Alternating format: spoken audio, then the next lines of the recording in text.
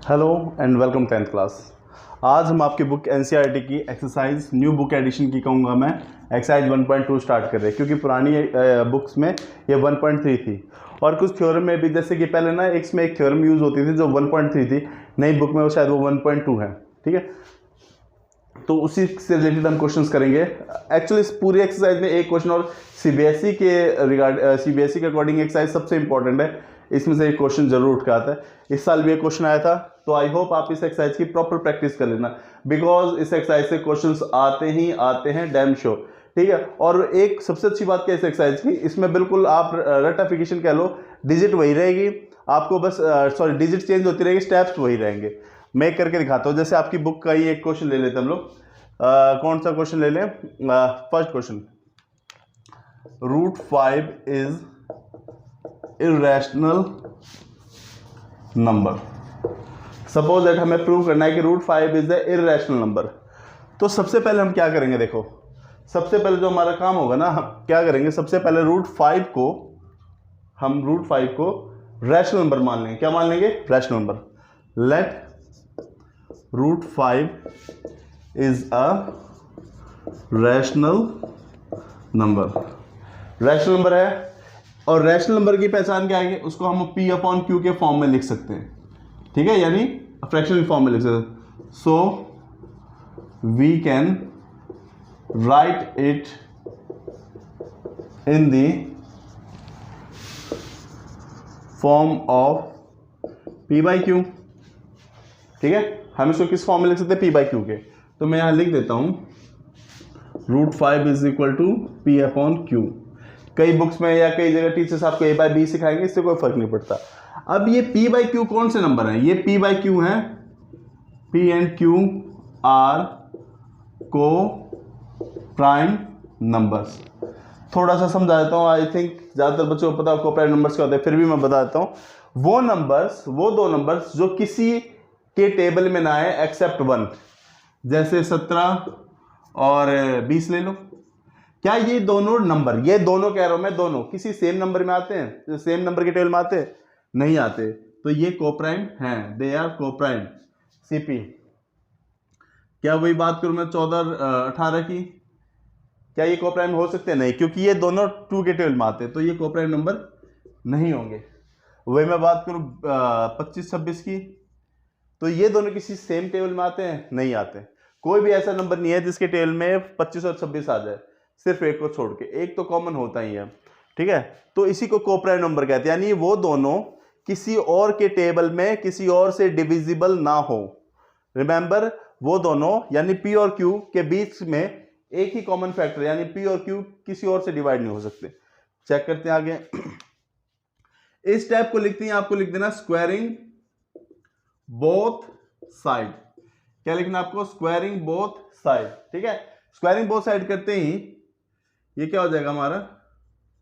एक काम और करना, ये जो P/Q है ना, एक स्टेप और कर देना। इसके बाद P को यहां रहने देना और Q को इस साइड ले आना। P को यहां रहने देना, Q जो डिवाइड में था इधर आते मल्टीप्लाई हो जाएगा। अब स्क्वायर कर दो, इसका स्क्वायर, इसका स्क्वायर, √P का स्क्वायर 5, Q का स्क्वायर, Q स्क्वायर, P का स्क्वायर, P स्क्वायर। क्या क्या, ये जो Q डिवाइड हो रहा था इसको इधर ले गए, मल्टीप्लाई में आ गया, फिर स्क्वायरिंग बोथ साइड स्क्वायर कर दिया। अब एक देखो एक चीज, इसका मतलब क्या हुआ कि P square is divisible by 5। ठीक है, ये इधर जाएगा तो अपन में आ जाएगा ना, यानी P square is divisible by 5। So by using theorem 1.3, ये पुरानी बुक में है, पुरानी बुक में 1.3 थी, नई बुक में शायद 1.2 थ्योरम है। 1.3 थ्योरम या 1.2 थ्योरम क्या कहती है? अगर किसी का स्क्वायर किसी नंबर से डिवाइड होता है तो डैम श्योर वो नंबर भी डिवाइड होता है। Let me show you what I am saying, मैं क्या कहना चाह रहा हूं। जैसे 4 का स्क्वायर क्या है? 16 है ना। 16 अगर 2 से डिवाइड हो रहा है तो ये बात पक्की है, ये जिसका स्क्वायर है ना, ये स्क्वायर किसका? 4 का। 4 भी 2 से डिवाइड होगा और हो भी रहा है।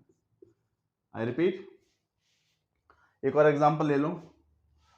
जैसे 64 अगर 4 से डिवाइड हो रहा है, ठीक है, तो ये बात पक्की है 64 जिसका भी स्क्वायर है 8 का है वो भी 4 से डिवाइड होगा, ठीक है। यानी जो नंबर किसी का स्क्वायर किसी एक पर्टिकुलर नंबर से डिवाइड हो रहा है तो वो जो इंडिविजुअल नंबर है वो भी उससे डिवाइड होगा। मैं लिख रहा हूं अभी जो मैं आपको बोल रहा हूं वही लिख रहा हूं मैं। If P square is divisible by 5 so by using theorem 1.3 P is also divisible by 5, ये कह रहा था। अगर पी स्क्वायर डिवाइड हो रहा है तो पी भी डिवाइड होगा, यानी 8 का स्क्वायर अगर 4 से डिवाइड हो रहा है तो 8 भी 4 से डिवाइड हो जाएगा। 10 का स्क्वायर अगर 2 से डिवाइड हो रहा है तो ये बात पक्की है कि 10 भी 2 से डिवाइड हो जाएगा, ये बात कही जा रही है। तो आई होप ये चीज आप लोगों को समझ में आ गई होगी, इतना सही है, ठीक है। अब उसके बाद यहां लिखने के बाद आपको क्या करना है, ये स्टेटमेंट के बाद p को रिप्लेस कर दो, किससे, p इज इक्वल टू, यहां जो भी डिजिट है उसके साथ c लिख दो या k लिख दो, मैं c लिख दे रहा हूं। यहां 5 है ना तो 5c लिख दिया, यहां 7 होता तो 7c लिखता, यहां 11 होता तो 11c, स्टेप सारे सेम रहेंगे। अब ये c क्या है,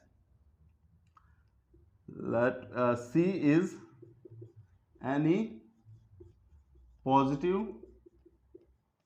इंटीजर्स, c क्या है, कोई पॉजिटिव इंटीजर है, वी डोंट नो कौन सा इंटीजर है but c is a positive integer, ठीक है। अब देखो यहां पे हम p की जगह रखते हैं 5q स्क्वायर, तो यूं का यूं रहेगा, p की जगह मुझे क्या रखना पड़ेगा 5c, और क्योंकि p का स्क्वायर है तो इसका भी स्क्वायर होगा 5q का स्क्वायर, 5 का स्क्वायर 25, c का स्क्वायर c, अब ये 5 मल्टीप्लाई उधर जाते ही 25 डिवाइडेड बाय 5 c स्क्वायर, ये कट गया 5 आ गया, यानी q square is equal to 5 c square. इतना समझ में आ गया। यानी पहले मैंने यहां तक किया, फिर p को हटा दिया 5c से क्योंकि यहां 5 था, 11 होता तो 11c, फिर उनका स्क्वायर कर दिया क्योंकि स्क्वायर p पे भी है तो इस पे भी होगा। आप वीडियो को पॉज करके आराम से चेक कर लेना, ठीक है। इतना हो गया। अब एक चीज देखो, इसका मतलब क्या हुआ, ये q स्क्वायर जो है 5 से डिवाइड हो रहा है तो वही हो गया q स्क्वायर इज, यानी कि मैं इस पूरे को यूं का यूं लिख दे रहा हूं, तो q is also divisible by 5। यहां पे एक चीज कॉमन देखो, मैंने क्या लिखा, सेम यू p की जगह q लिख देना, जैसे q square is divisible by 5, so using theorem 1.3 या 1.2 p is also divisible by 5, तो q is also divisible by 5। अब यहां पे एक चीज अगर आप नोटिस करो तो p और q क्या थे, को प्राइम नंबर थे, ये दोनों ऐसे किसी नंबर से भी डिवाइड नहीं हो रहे थे, ठीक है, एक्सेप्ट 5। पर जब मैंने सॉल्व किया तो मैंने देखा यार p भी 5 से डिवाइड हो गया, q भी 5 से डिवाइड हो गया या नहीं हो गया, p भी 5 से डिवाइड हो गया और q भी 5 से डिवाइड हो गया। इसका मतलब हमने जो ये माना था कि ये रैशनल नंबर, ये तो गलत हो गया। फिर इसको इंग्लिश में लिखोगे, here p and q are divisible by, p and q are divisible by 5, so they are not co-prime number, यानी वो co-prime number नहीं है। our assumption यानी मानना is wrong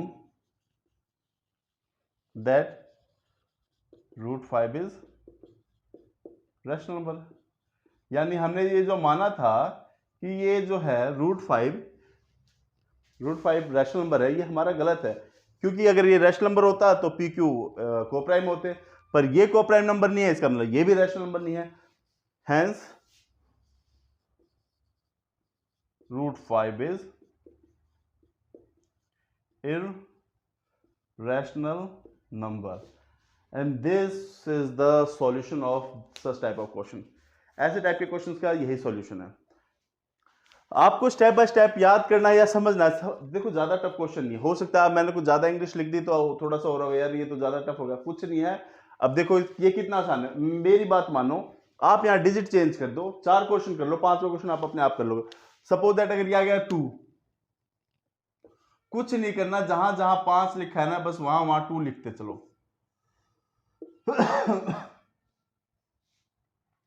2 लिख दो बस, कोई भी इंग्लिश में स्टेटमेंट चेंज नहीं करनी, कुछ भी नहीं करना, सब ऐसे ही रहेगा। अगर मान लो √3 आ गया तो जहां जहां 2 है वहां 3 कर दो, यानी सब कुछ सेम रहना है, बस ये स्टेटमेंट टू स्टेटमेंट सब कुछ सेम रहना है, ठीक है। या नो आ जाएगा, सो ऑन, इस तरीके से। अब इस क्वेश्चन को कैसे करोगे, देखो कोशिश करो कि एक बार वीडियो को पॉज करके या स्लो मोशन में देखो या आराम से देखो, स्टेप वाइज। ज्यादा टफ नहीं है ये क्वेश्चन, हो जाओ। और ये सीबीएसई में आएंगे ही आएंगे। फर्स्ट चैप्टर में से अगर कोई क्वेश्चन उठ के आता है तो सबसे इंपॉर्टेंट में से ये किए क्वेश्चन है, ठीक है। अब इसमें एक दो एडिशन सब्ट्रैक्शन के भी क्वेश्चन हैं, एडिशन सब्ट्रैक्शन के भी क्वेश्चन है, वो तो और इजी है। मैं आपको अगले क्वेश्चन वही करवाऊंगा, पर पहले आप इसको समझ लो। कोई डाउट्स कोई प्रॉब्लम होती है तो आप लोग मुझे कमेंट कर दो, मैं उससे सॉल्व करने की कोशिश करूंगा, ठीक है। अब हम एक बार अपना नेक्स्ट क्वेश्चन देखते हैं।